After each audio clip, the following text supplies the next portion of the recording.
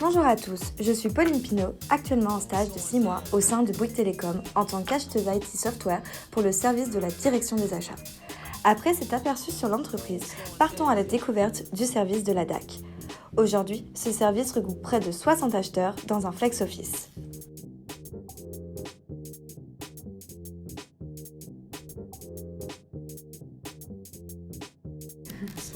Le service de la DAC est dirigé par la directrice des achats, Agnès Moreau. À Bouygues Telecom, nous avons 5 pôles achats. Le pôle achat marketing, relations clients et commerce, le pôle achat réseau et hors production, le pôle achat IT et prestations, le pôle achat équipement client et enfin le pôle centre de services achats. Nous nous intéresserons plus particulièrement à mon pôle, l'achat IT et prestations. Voici mon équipe aux achats IT. Vous trouverez ici les 3 acheteurs avec qui j'ai beaucoup travaillé et qui m'ont beaucoup appris au cours de mon stage en m'impliquant dans leur sujet. Emma Scapatici, acheteuse IT et prestations intellectuelles. Jonathan Guillou, acheteur IT et plus particulièrement dans le hardware. Morgane Batteux, acheteuse IT et plus particulièrement dans le software. Nia Bongrand, matheustrice et responsable des achats infrastructures et projets IT. Et enfin, Olivier Rouillard, le grand chef de tous ses membres qui est responsable IT et prestations. Je vous présenterai au cours de ma vidéo l'une des missions principales que j'ai eu à gérer au cours de mon stage, la gestion de bout en bout d'un appel d'offres avec l'aide d'une acheteuse senior, Morgane Batteux. Étape 1, le kick-off meeting. Lorsque mon client m'a fait part de son besoin par email, j'ai mis en place une réunion afin de détenir l'ensemble des informations nécessaires. Mon client m'a fait part de son besoin d'une plateforme de formation destinée au périmètre de la DED. Il m'a donc indiqué son budget, sa deadline, sa volumétrie de licence et ses spécifications. Cette réunion m'a permis de clarifier son projet. Étape 2, la réalisation du cahier des charges du centre de formation. Je mettais en place des réunions avec le client et mon opérationnel afin de définir avec précision le cahier des charges. Ils ont défini le contexte du besoin, une plateforme permettant de diffuser des formations aux collaborateurs d'un périmètre de Bouygues Telecom, le planning qu'ils attendaient pour la réalisation du projet, les exigences opérationnelles avec le nombre d'utilisateurs de la plateforme et le nombre de formations attendues, les spécifications du client et enfin les annexes de sécurité. Après mise en forme du document, il a dû être vérifié et approuvé par les chefs du périmètre. Étape 3, mon sourcing. J'ai réalisé mon sourcing tout d'abord en cherchant sur Google les différents éditeurs de plateformes de centres de formation sur le marché qui pouvaient convenir aux besoins de mon client. Ensuite, j'ai également utilisé le réseau de Bouygues Telecom qui aurait pu entendre parler de différentes solutions au cours de précédents sujets ou lors de salons dédiés aux nouvelles technologies. Enfin, dans une stratégie de contrat transverse, j'ai également discuté avec des collaborateurs qui utilisaient déjà des plateformes. Étape 4, le lancement de l'appel d'offres. Après avoir sélectionné 3 potentiels éditeurs répondant à notre besoin, nous avons lancé l'appel d'offres sur l'outil achat Ariba appartenant à SAP. Cet outil permet d'envoyer directement l'ensemble des documents aux fournisseurs sélectionnés, le cahier des charges, les annexes exigences de sécurité pour les solutions cloud et une grille tarifaire à compléter.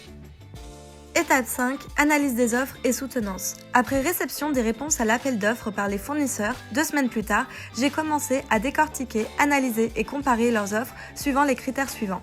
Le modèle de pricing, les coûts du prix run concernant le prix des licences soit en mode SaaS ou on-prem, les coûts BULD, qui contient les coûts de l'implémentation de la solution et les TJM, comparer les profils et les compétences des prestataires, et enfin les engagements commerciaux, contractuels, sur l'implémentation et sur la solution. Suite à ces comparaisons, j'ai également réceptionné les évaluations de mon client et de mon opérationnel, ce qui m'a permis d'attribuer une note à chacun des fournisseurs et de faire un classement. J'ai mis en place des soutenances de 2 heures avec chacun d'entre eux ainsi que l'équipe projet afin qu'ils présentent oralement la solution et qu'ils répondent à nos questions. Ces soutenances nous permettent d'approfondir notre besoin auprès du fournisseur et de trouver des solutions pour qu'il réponde entièrement à notre besoin en déployant si possible des spécifications dans la solution qu'ils présentent au cours de leur seconde offre. Étape 6. Analyse de la seconde offre et négociation. Suite à ces soutenances, nous attendons une seconde offre des fournisseurs. Je continue d'analyser et de comparer leurs réponses grâce à Excel. Nous commençons également en parallèle les négociations. Nous négocions sur les prix unitaires des licences, sur le modèle de pricing, sur les TJM pour les coûts d'implémentation, sur les délais afin que cela corresponde au planning du client et enfin sur les spécifications supplémentaires. Lorsque les négociations financières conviennent, nous entamons les négociations contractuelles à l'aide du pôle juridique. Chez Bouygues Telecom, nous utilisons principalement les contrats de notre société. Le contrat est envoyé entre les deux parties en révision et une négociation des clauses débute. Étape 7. EC de choix. À la fin des négociations, nous réalisons une réunion avec l'ensemble de l'équipe et des chefs pour présenter les résultats. Nous présentons nos recommandations auprès des chefs tant d'un point de vue technique que financier sous forme d'un PTT afin qu'ils valident le choix final. Lorsque tout a été validé, l'aspect financier, contractuel, nous organisons des calls avec chacun des fournisseurs retenus pour l'appel d'offres afin d'annoncer le résultat final. Au cours de ces réunions, nous expliquons les raisons de notre choix en disant à chacun les avantages et les désavantages par rapport à leur solution. Étape 8. Mise en signature et archivage. Lorsque les chefs du projet ont validé le fournisseur, la mise en signature du contrat est lancée. Nous envoyons le contrat en version PDF aux fournisseurs qui doivent le parapher, le signer et nous le renvoyer. À réception du contrat, je l'archive sur notre outil Ariba, le mets en signature et le renvoie. Le fournisseur peut dès à présent implémenter sa solution dans nos locaux.